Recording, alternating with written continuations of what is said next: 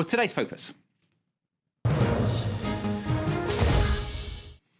Here's focus for you then. And the great hope now for Syria is the newly dubbed Geneva 2, hope of finally there being a peace conference. After the US-Russian agreement on chemical weapons, there does appear to be a renewed chance it could happen. But while the West backs the exiled Syrian National Coalition, the Russians and others, well, they're looking elsewhere. In Damascus itself, the tolerated opposition hopes its time may be coming. Its veteran political leaders have spent years in and out of prison as they call for the fall of the regime in a gradual political way. Well, they've been speaking to our correspondents, Selim Edmedeb and Lucy Fielder. Several times a week, these young activists meet in this centre at the heart of Damascus. Their goal, building the Syrian state. That's the name of the organisation set up 2 years ago by Luay Hussein, one of the veteran opposition figures who were tolerated by the state. It's a limited tolerance. The writer was one of the first activists to be arrested after the uprising broke out in 2011. Mus'ab Khalaf comes from the eastern Ghouta, where the recent chemical weapons attack occurred. He left after it became a war zone and his house was destroyed. My friends took up arms and started to fight, and I didn't see many benefits coming from combat. The armed struggle in Syria is not going to achieve a military solution. Amira Malik is the deputy mayor of Nabek, a small town close to Homs. When fighting erupts between the army and rebels there, it often falls to her to mediate. She sometimes encounters suspicion from opposition supporters who accuse her of being compromised for working for the state. But her job doesn't prevent her speaking out. When the Free Syrian Army abducted 7 soldiers from our town, the army retaliated by taking 99 civilians. Not just in our town, but across Syria. The regime always makes civilians pay the price for what the opposition fighters do. Luay Hussein, the movement's head, believes the sound of shelling and gunfire has silenced the large number of Syrians who support neither camp. We direct our message and our concern to the middle classes, what's referred to as the silent majority, which is the overwhelming majority of Syrians. They are not, in fact, silent, but no one is giving them a platform to say they're against tyranny and also against violence. Raja al-Nasir is the Secretary General of the most well-known internal opposition movement. The former judge has been in and out of Syrian jails 8 times.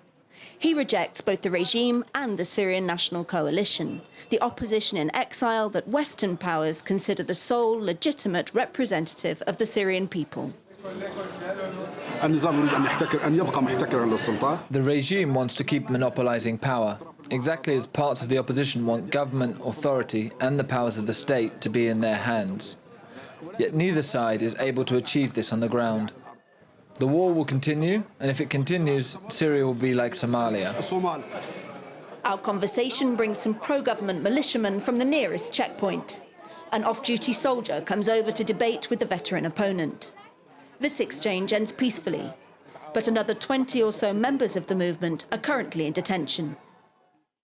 Ali Haidar, Minister of Reconciliation, believes a flurry of diplomacy concerning Syria will soon lead to peace talks with the opposition, on one condition. Whoever reaches that stage and agrees to stop military operations and is convinced the solution is a political one, the government will sit at the table with them. It's hard to imagine the rebels swallowing such an offer unless the army returns to barracks. For now, the drums of war are drowning out moderate voices. But Syria's domestic opposition hopes that when the guns fall silent, their time will come. Lucy Fielder there reporting from Damascus. Well, Lucy joins us now from Beirut, in fact. Lucy, how big would you say is the group's support there? Well, it's difficult to gauge, but we saw no real sign that they've got enormous support at the moment. But their views, we've just come from Damascus, of course, them we saw reflected on the street a great deal. They believe that the militarization of this conflict was wrong. They believe it's okay to take up arms to defend your village, but they disagree with what's happening on the rebel side, and particularly the extremist element. They disagree with foreign intervention. They took a very strong stance against the US plans to strike Syria up until a couple of weeks ago. And they believe that the solution for Syria must come from within. Those are views we heard on the streets of Damascus a great deal. Now, they say that there are many people in Syria that agree with them, and it's very difficult for them to, at the moment, reach those people. It's not a time for peaceful opposition. The same must also be said of the exiled opposition, also peaceful, but they also have very little clout on the ground. At the moment, unfortunately, it's the guns that are talking. It's the rebels on the ground who are fractured and not represented by any one particular body that have the real power on the ground among the opposition. Critics, though, Lucy, say that these people are just tools of the regime. What was your impression? That's right. Well, certainly when we spoke to them, they spoke very openly about the regime. They were very, very critical, but they did speak in public in Damascus. They work in the open. Of course, that has led to a lot of criticism. They also get what seems sometimes to be a stamp of approval from the regime. Walid al-Muallim, the foreign minister, a couple of days ago said that the regime would not speak to the exiled opposition, to the Syrian National Coalition, because it didn't represent the Syrian people, but they would speak to the opposition inside the country. So that doesn't do them an awful lot of favours. But what they're hoping is that there'll be peace talks soon, that there'll be some sort of transitional phase, although they're not optimistic, as most people aren't, that that's going to be, it's going to be obviously a very long, slow process. But they hope that over time they're going to be able to make their voice heard more and more, and that it won't just be the rebels on the ground, those with the weapons, that are doing the talking. Lucy, thanks very much. Lucy Fielder, correspondent there, joining us from Beirut. That was today's Focus.